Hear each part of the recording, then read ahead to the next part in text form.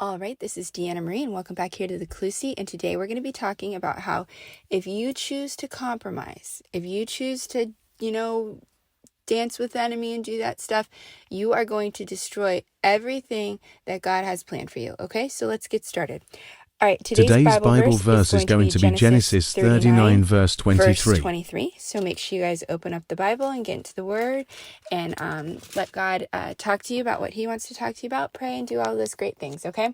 So at this point in the Bible, Joseph has been sold as a slave, and now he's working in Potiphar's house. He has it pretty good. Potiphar's placed him in charge of like his whole household. Okay, this is not Pharaoh, but this would be a high-ranking official. So what ends up happening is that day after day, Potiphar's wife starts looking at Joseph and finds him very attractive, right? And so she starts pursuing him, and he is telling her like, I can't do this. How can you ask me to like sin against God? I don't want to do this. And it becomes like a habit, like day after day after day, she's like pestering him, right? And I'm sure he was honestly probably tempted, because it would have been very easy for him to just say, oh, fine. And then she's in the house with him all the time. So maybe he would have got promoted a little bit more and he would have been living like better in that situation, right? But he doesn't do that because he knows that that's wrong and that he has to face God one day, and that's not his wife, that's somebody else's wife.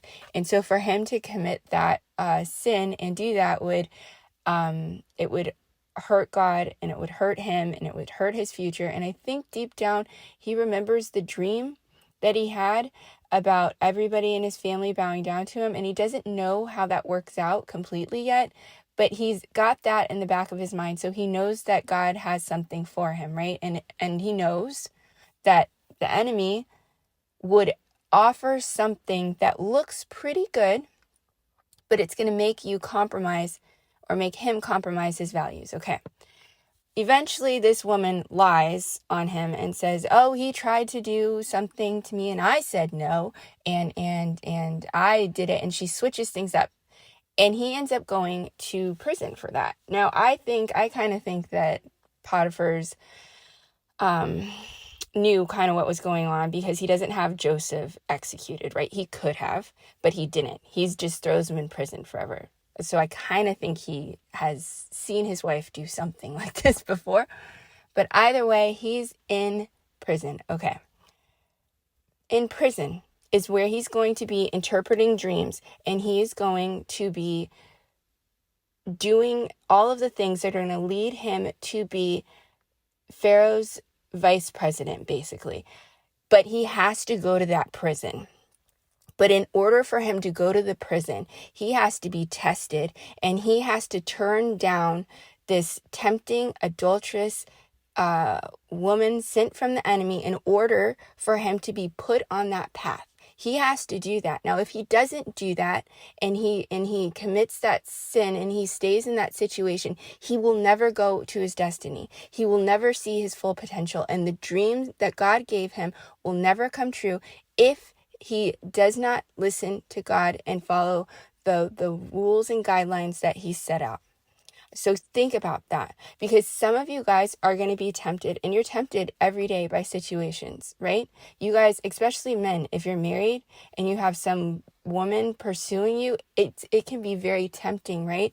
But I hope that you know that it comes at a price, right? It's going to come at a price. Satan, the enemy, evil, whatever you want to call it, does not give gifts that don't cost something in the end. His gifts always cost something. But you know what? The blessing from God, the one where he gave the dream and told Joseph everyone was going to bow down to him and all of that stuff, that wasn't going to cost Joseph anything.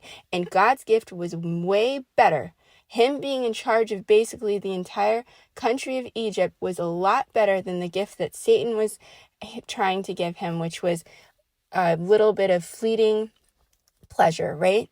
Oh, you can be great in this house, right? And I have a feeling that the enemy kind of knew what was up, And he wanted to keep Joseph there, because if he can keep him there, then Joseph doesn't have the wife, the power. He doesn't save his family from the famine. He doesn't like basically birth this nation and do all this stuff. He doesn't do any of that, because he's stuck in Potiphar's house, because he wanted to take some momentary pleasure and let the enemy take him off a path and lead him down a completely different way.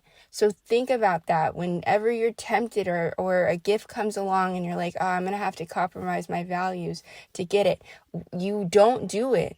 Don't do it, because that compromise might cost you your entire future.